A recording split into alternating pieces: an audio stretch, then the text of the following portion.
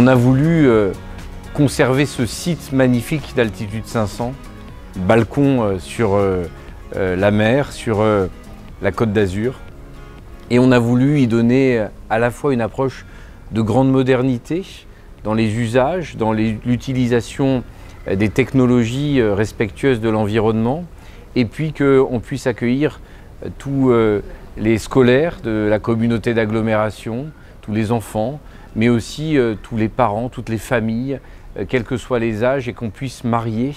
les sujets de nage sportive, de nage de loisirs, de bassin, pour profiter de ce panorama sur la Côte d'Azur. On a choisi cet architecte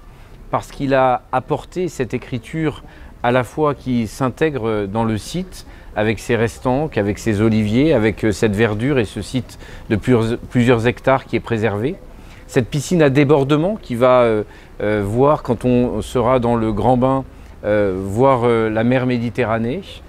Cet esprit aussi d'ouverture, avec le côté est et ouest qui vont s'ouvrir complètement dans la piscine couverte et qui va créer un courant d'air pour avoir une version en plein soleil et une version aussi un peu abritée, un peu agréable, un peu plus intime. Alors on démarre la partie travaux pendant cet été 2023. On rentre dans une phase qui va être une phase de restructuration de ce site et il sera livré à mars 2026. Donc on engage de nombreuses années de travaux, mais qui vont permettre de restructurer un outil qui va donner à l'ouest des Alpes-Maritimes un vrai stade nautique avec ses bassins, avec cet environnement, avec son stationnement qui a été pensé et structuré pour qu'on puisse accueillir tous les habitants de la communauté d'agglomération et bien plus encore.